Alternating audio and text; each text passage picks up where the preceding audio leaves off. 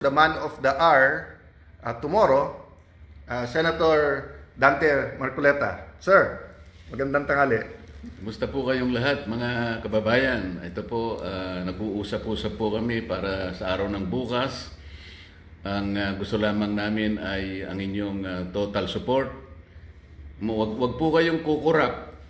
Baka ito na po ang pinakahuling pagkakataon na ang katotohanan, ang katwiran ay mananaig.